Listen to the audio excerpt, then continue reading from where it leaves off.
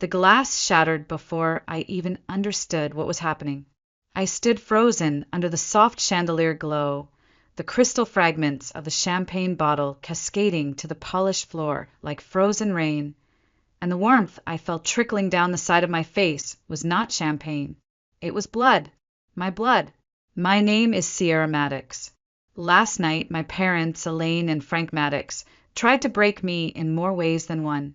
I came to my brother Grant's 40th birthday party as a guest, apparently a +1 at my own family's table, and I left as the woman they tried to erase. It was supposed to be a celebration. The Maddox estate on the hills of Portland had never looked more perfect. Fairy lights strung across ancient oaks, a live quartet playing soft jazz under the stars, expensive cars lined like trophies in the circular driveway. I had scrubbed my modest sedan inside and out, hoping, naively, that maybe, just maybe, tonight would be different, that I wouldn't be invisible, unwanted, forgotten. I wore my simplest navy blue dress, the one with clean lines and a single pearl button at the neck, the same pair of pearl studs I'd worn since college. In my hand, I carried a carefully wrapped, monogrammed pen set for Grant, a small but thoughtful gift. One I now realized never even left my purse. The valet barely concealed his surprise as I stepped out. "Name, please?" the young man with the clipboard asked politely at the grand entrance. "Sierra Maddox," I replied, shifting the gift bag nervously. His brow furrowed slightly as he traced down the printed guest list, and then turned the sheet toward me. There, beneath the grand Maddox family block heading, was everyone: Grant Maddox, Elaine Maddox, Frank Maddox, even distant cousins I hadn't seen in a decade. At the very bottom, in faint type, +1 guest of family. I smiled tightly, pinning the generic guest badge to my chest. The paper pulled awkwardly against the fabric of my dress as I moved into the house, my heels softly tapping the cool marble beneath my feet. The main ballroom door swung open in front of me, spilling laughter, music, and the clink of expensive glassware. I was swallowed by it all, and yet felt completely alone. The chandeliers overhead sparkled like constellations. My place card led me to table 18, tucked awkwardly behind a support pillar, right next to the kitchen door where servers bustled in and out with plates and shouted "hot plate" warnings. My seat? Slightly off. The silverware was misaligned, and the napkin, folded half-heartedly into a limp swan, drooped forward, defeated. I sat. I adjusted the sad little swan out of instinct, brushing my fingertips over its thin wings, as if fixing that would somehow fix me. From my corner, I watched the Maddox family orbit, like stars at the center of their own universe. Grant stood at the head table, handsome and polished, receiving endless praise from relatives and corporate friends. He just made regional VP at 39. Elaine announced loudly to anyone who would listen, "Isn't that something?" No one looked toward table 18. No one acknowledged me. Once, Frank's gaze caught mine from across the sea of clinking glasses. A slight nod. Not warmth. Not love. Just a mechanical acknowledgement of existence. I sipped from my water glass, the chill grounding me as the door swung behind me repeatedly, pushing stale air onto the sad little swan. The toasts began. The applause rolled. The speeches flowed. Then a voice, deep and familiar, boomed over the microphone.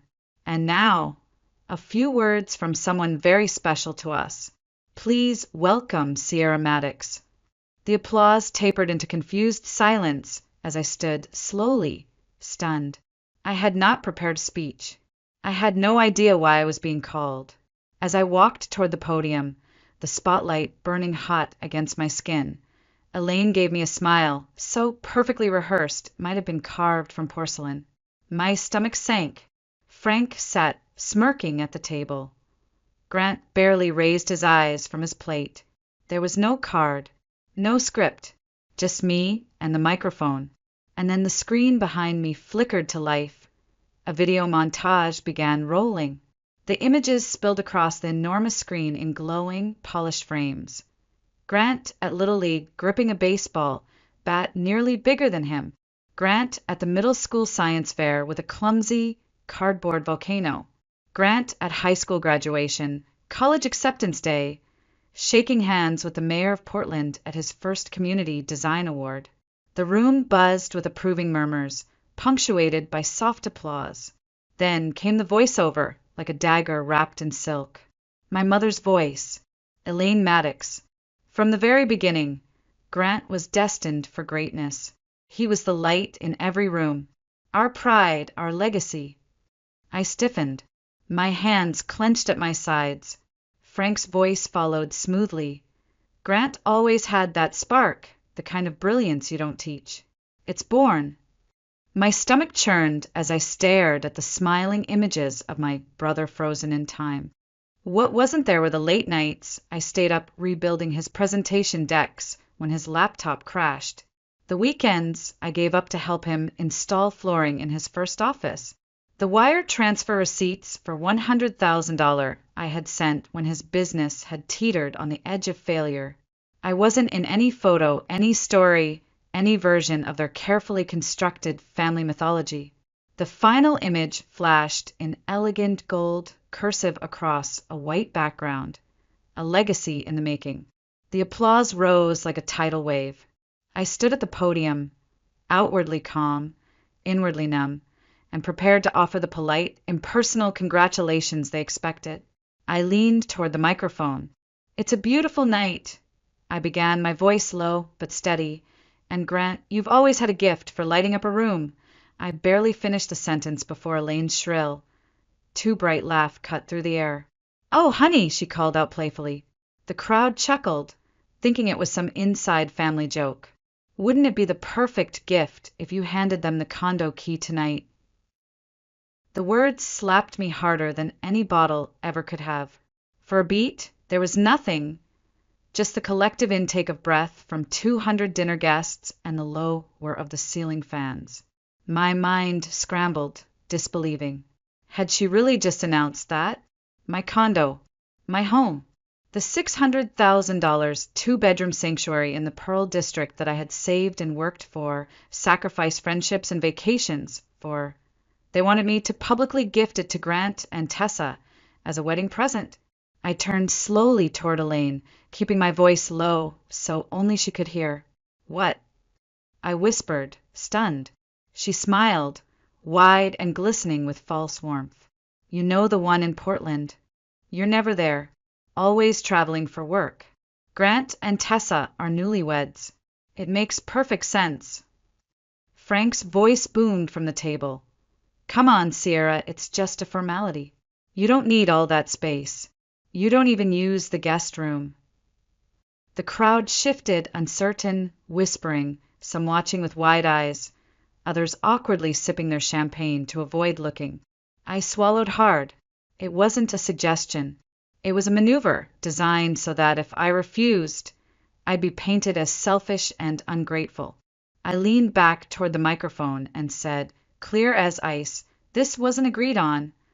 A murmur rippled through the guests. Elaine flicked her hand, dismissively, as if waving away my words. "Don't be dramatic, sweetheart. It's just a gesture, a symbol of love." Every cell in my body tensed.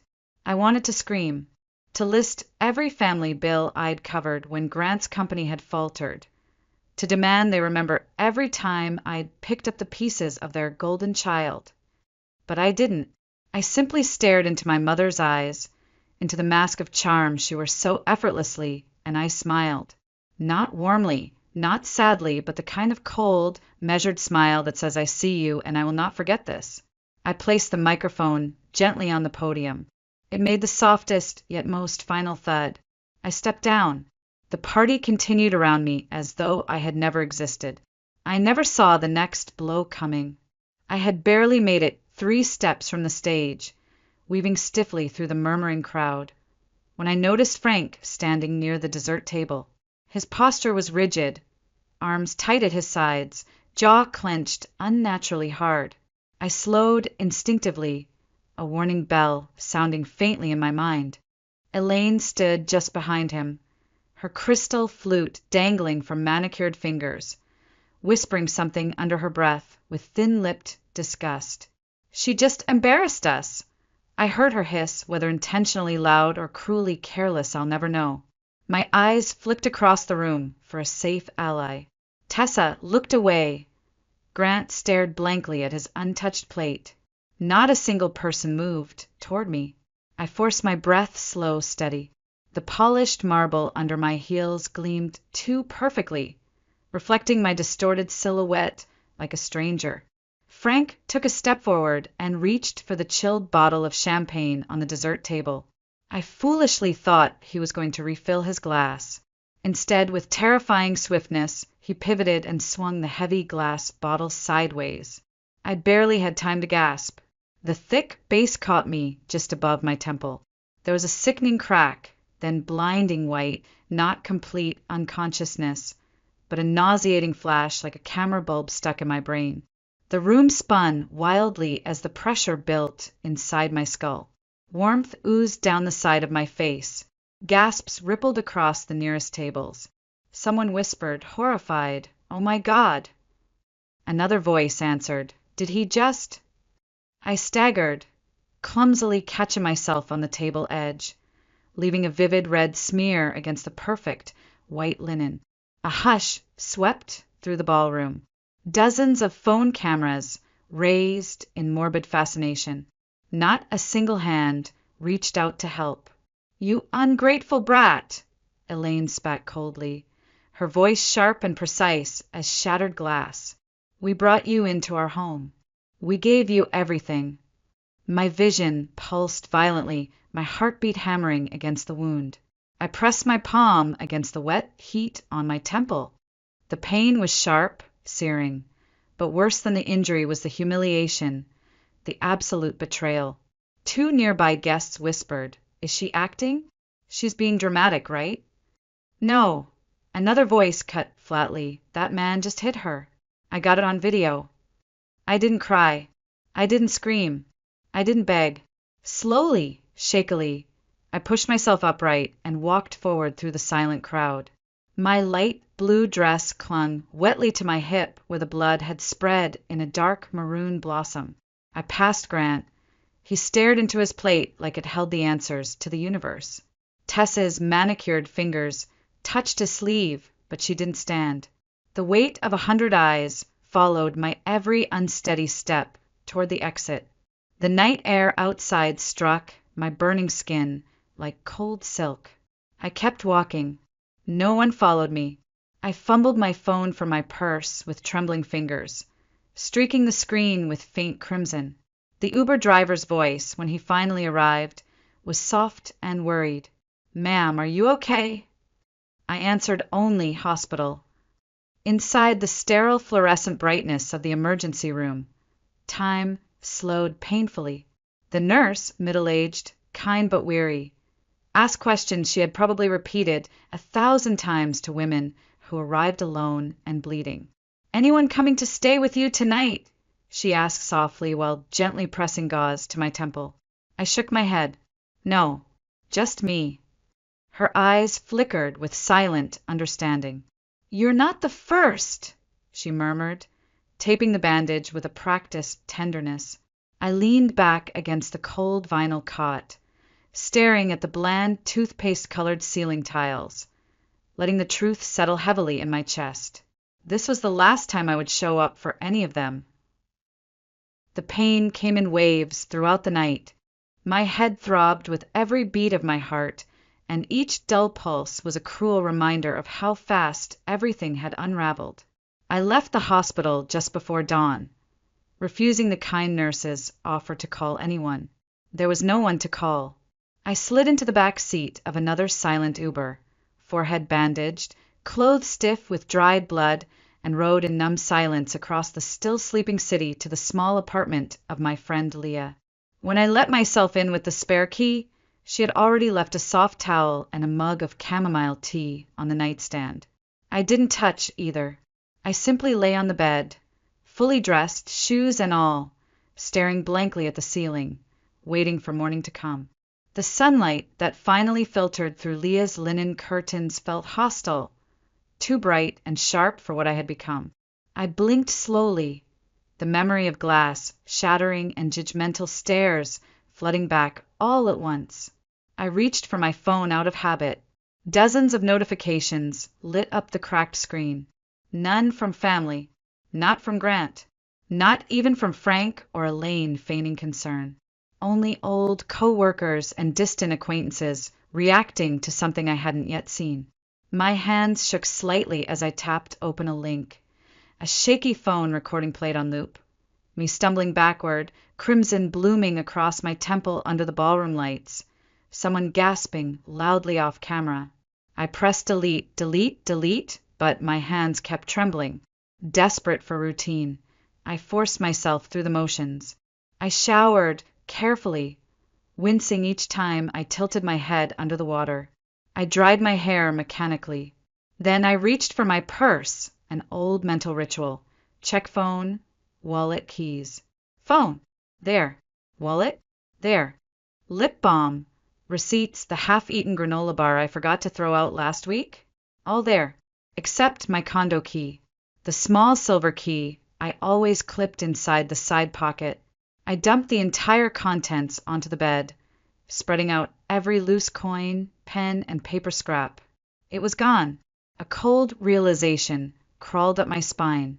1 week ago, after a family dinner at my parents' house in West Hills, Frank had casually picked up my purse, claiming, "I thought it was your mother's," as he handed it back with a sheepish shrug. I had laughed at the time. I wasn't laughing now. The phone vibrated sharply against my knee, snapping me from my panic. An unknown number. I answered instinctively, my voice raw and hoarse. "Hi, Miss Maddox. This is Jeanette from HomeQuest Realty. I'm just confirming our 2 p.m. appointment for the walkthrough at your Pearl District condo. We'll meet you at the entrance, unless you'd prefer to use the lockbox." My stomach plummeted into ice. "I didn't schedule anything," I whispered. Jeanette sounded puzzled, flipping through her notes. "It's listed under your name. A Mr. Frank Maddox was noted as a co-signer, and the listing account has your property title attached. Did you want to cancel?" I could barely breathe. My father had never been a co-signer. I never gave them a key. I never listed my home for sale. Yes, cancel. Immediately, I croaked. I hung up and sat frozen at the edge of the bed. My elbows dug painfully into my knees as I stared at the floor, trying to ground myself in anything solid, anything real. They hadn't just tried to humiliate me. They were now actively trying to erase me, steal from me. The phone slipped from my hand onto the carpet as I opened my laptop with mechanical precision. The cursor blinked at me in quiet accusation. I clicked to compose a new email. "Hi Marlo, we met briefly last fall at the Portland Women in Business Brunch. I hope you remember me. I believe my parents are attempting to fraudulently sell my condo. I have no proof yet, but I just received a call from a realtor regarding a showing I never authorized. They have a key I never gave them. Can we talk? Sierra Maddox." I hit send with a shaking hand and reached numbly for my coat. I had no intention of waiting. By noon, I was already standing outside my condo in the Pearl District, staring at the door with its perfect glossy blue finish, a door I no longer trusted.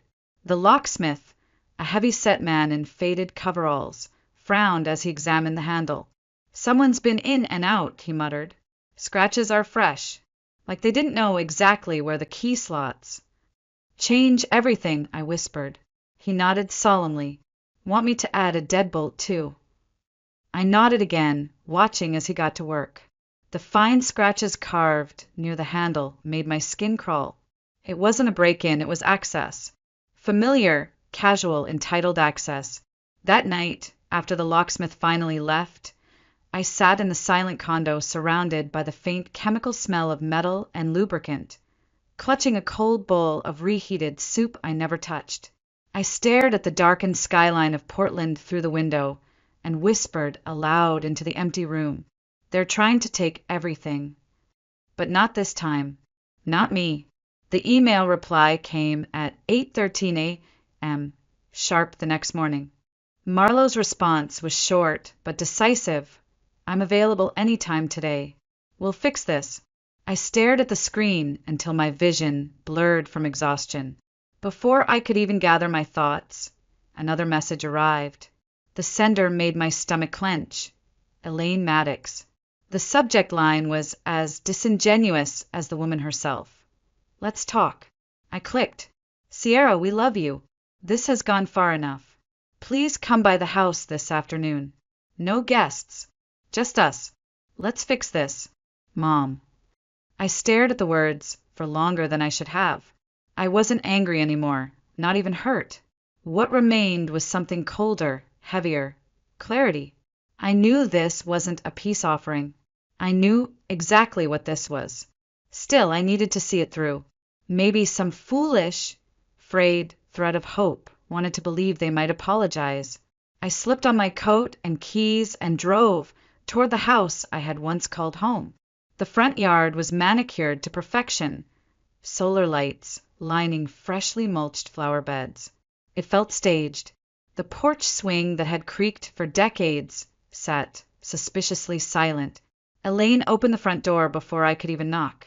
Sierra, baby, she gushed, pulling me into a stiff embrace that was 3 degrees too cold. Thank you for coming. I stepped inside. The living room had been transformed into a stage theater set. Fresh orchids adorned the coffee table. A perfect lemon tea service sat waiting with my favorite shortbread cookies.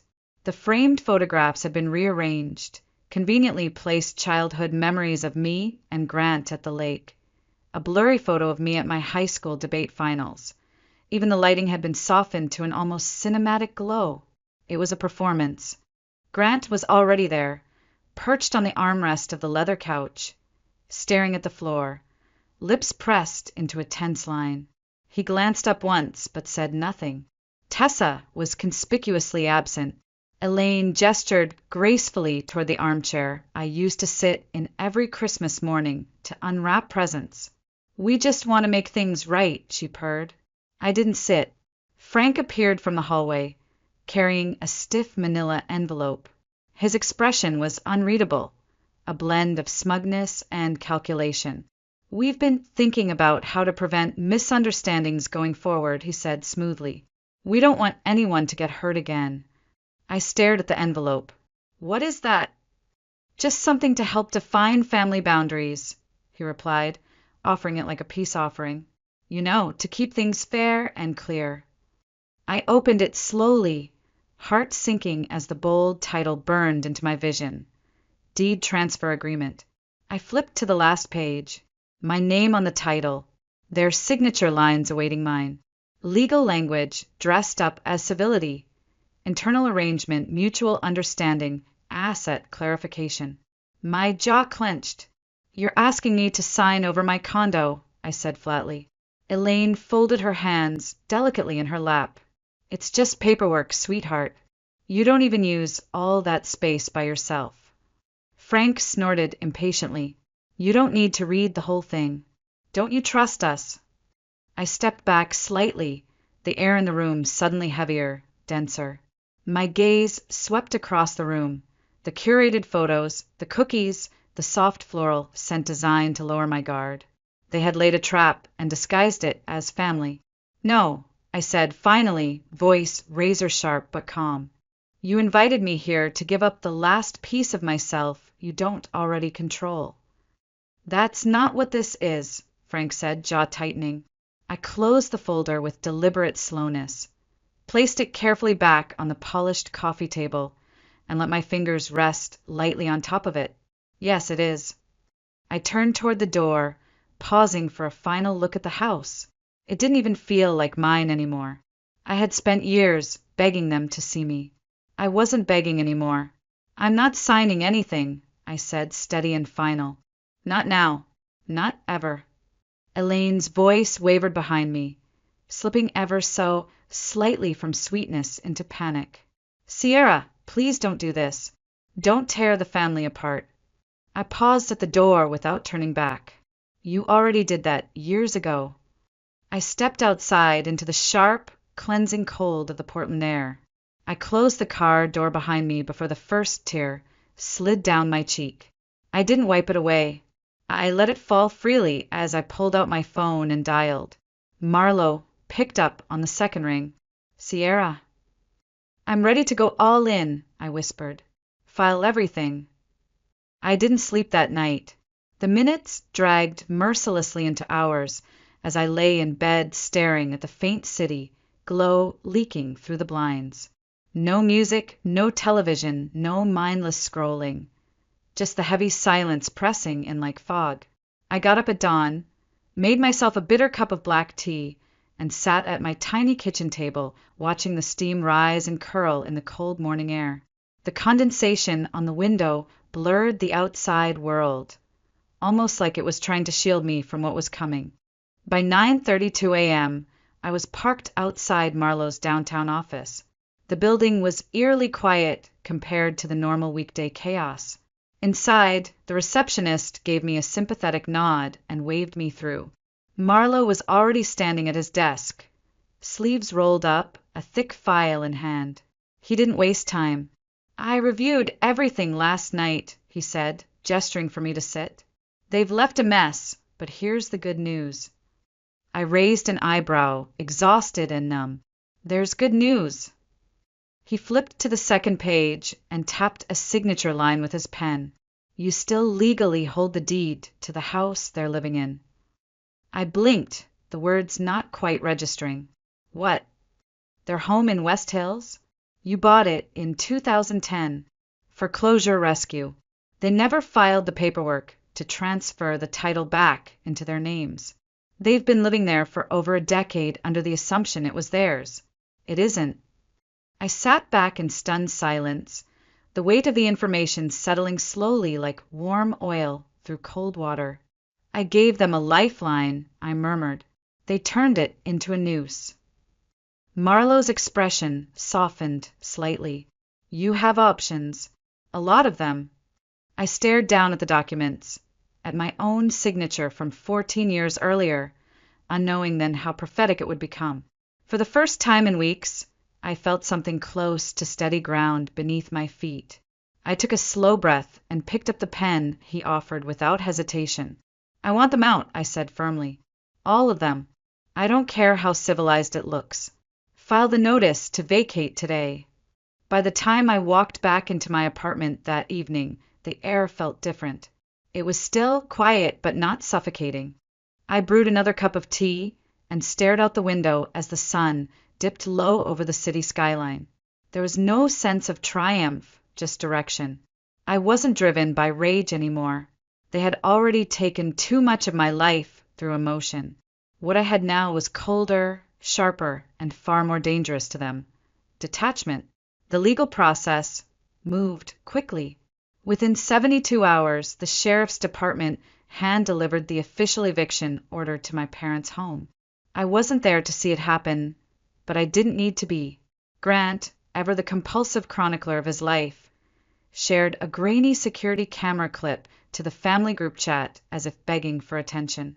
The shaky footage showed Frank opening the front door in a wrinkled bathrobe, holding a half-eaten piece of toast.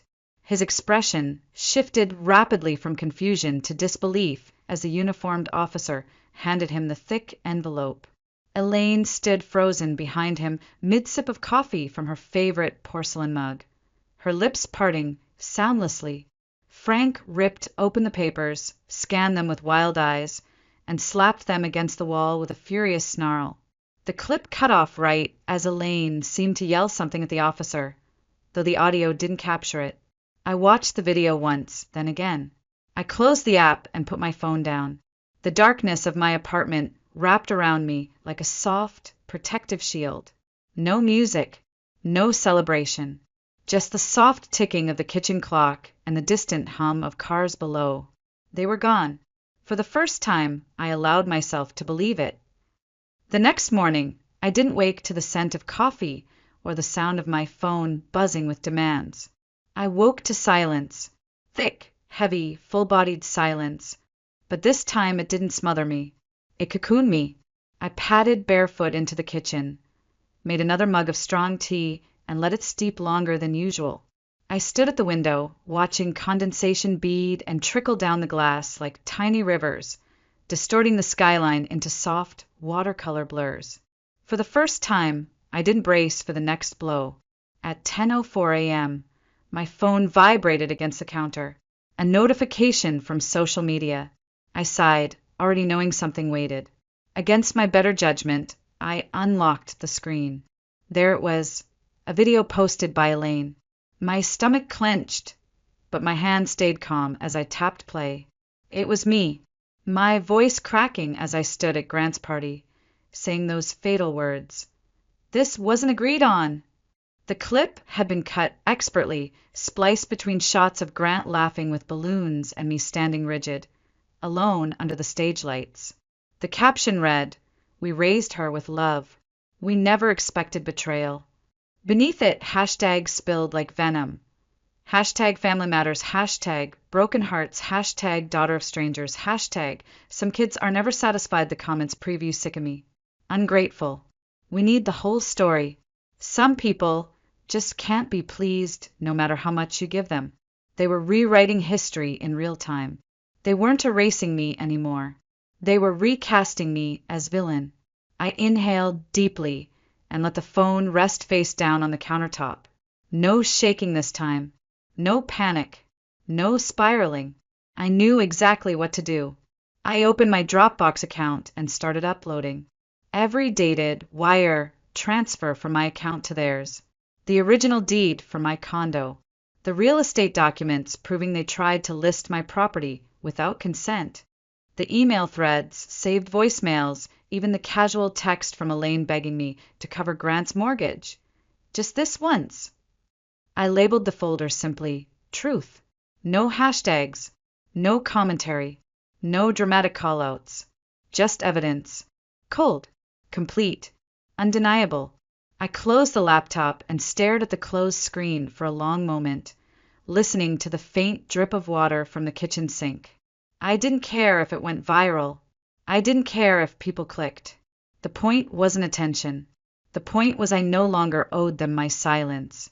The sun had shifted low across the horizon when I finally left the apartment. I walked to a small storage bin I hadn't touched in years.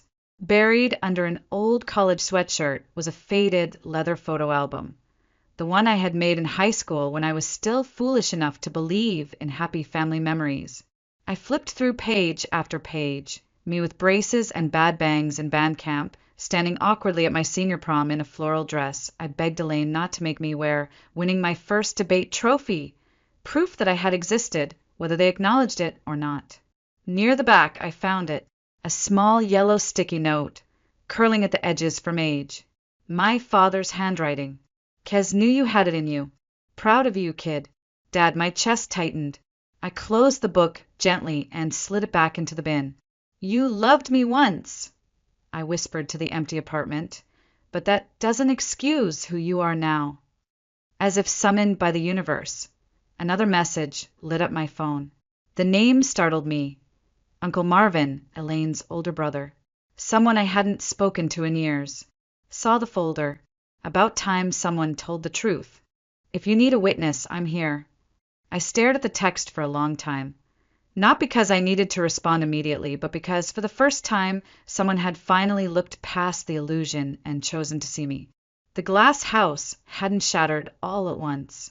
It was breaking pane by pane, truth by truth, one person at a time. I placed the phone gently on the counter, made another cup of tea, and stood by the window as the last light of day dipped below the Portland skyline. I let the silence fill me. This wasn't weakness. This was revolution. Sometimes justice doesn't look like standing over someone. Sometimes it looks like choosing not to stand beside them ever again. The envelope arrived 2 days later, tucked between junk mail and a bill for internet service I barely used anymore. It stood out immediately. Thick cream paper, no return address, my name written in elegant, looping cursive. My breath caught. I didn't need to open it to know who it was from. I recognized Tessa's handwriting. I sat at the kitchen table, turning the envelope between my fingers under the soft glow of the overhead light. Finally, I slid a letter opener along the sealed edge and pulled out the single sheet of stationery. The message was short, painfully simple. I'm sorry. I didn't know how far they went. You deserved better. Tessa, no excuses. No elaboration. No attempt to soften the edges. Just acknowledgement. A weight I hadn't realized I was still carrying lifted ever so slightly from my chest. I stared at the note for a long time, not out of indecision, but reflection. The part of me that once would have longed for reconciliation, that would have sprinted to meet even the smallest olive branch, had grown quiet, wiser, stronger.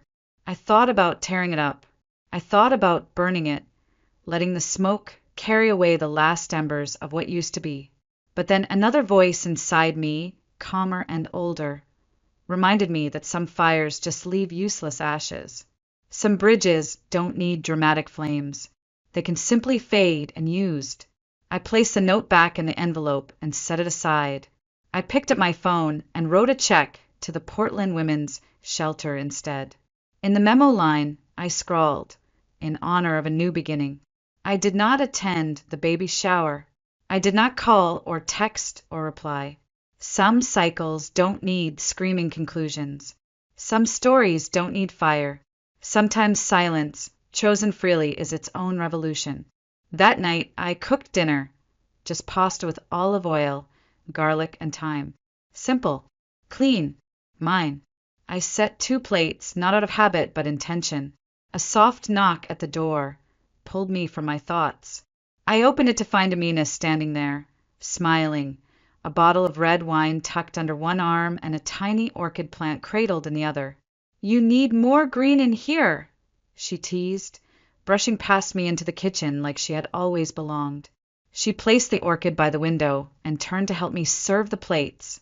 We ate slowly, talking about work, about books, about a terrible news show she was obsessed with and I promised I'd never watch. We laughed freely, the kind of deep, full-body laughter I hadn't realized I missed. At some point, my gaze drifted to the small linen swan folded neatly on the center of the table. The same one I had saved from that disastrous night, edges soft now, the crease less perfect, but still holding its shape, still standing, still mine. I thought about the girl I used to be, hiding in corners at parties, folding napkins like armor, smiling too brightly when ignored. I thought about the woman I had become. Not bitter, not cruel, just complete. I raised my glass toward Amina. "To building our own tables," I said softly. She clinked her glass against mine, smiling, and never begging for a seat again. I let the warmth of the wine and her words settle deep into my bones. I didn't think about what they had lost. I thought about what I had reclaimed. Not just a condo or dignity, but presence, identity, a quiet kind of power they could never touch again. The next morning, light streamed into the apartment, unfiltered, unobstructed, clean, calm, mine. The folded swan still sat at the center of the table, like a silent sentinel of survival. I gently smoothed its edges with my fingertip and whispered into the soft stillness. They gave me back everything by trying to take it all. Sometimes the deepest wounds come not from strangers, but from the people who raised us. But this story wasn't about betrayal anymore. It was about reclamation, about peace, about becoming whole again. I glanced out the window at the city that was mine again and smiled. I was free,